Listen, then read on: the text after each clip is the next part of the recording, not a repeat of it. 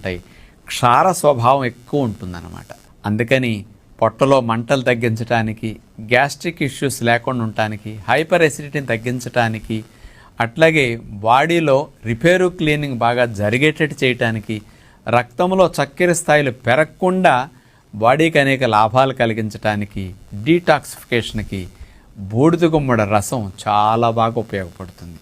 అందుకని ఉదయం పూట కాఫీ, టీలు, పాలు ఇట్లాంటివి, వెజిటబుల్ జ్యూసులు వీటన్నిటికంటే కూడా బూడిద గుమ్మడి రసం దొరికినప్పుడల్లా త్రాగటం ఎంతో మంచిది.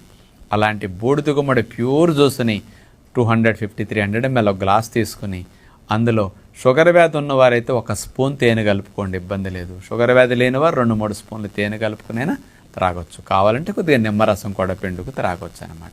ఇట్లా ఎవ్రీడే బూడిద గుమ్మడి జ్యూస్ త్రాగినా నష్టమేముండదు. వెజిటబుల్ జ్యూస్ తాగేవారు కావాలంటే వెజిటబుల్ జ్యూస్లో కూడా బూడిద గుమ్మడి ముక్క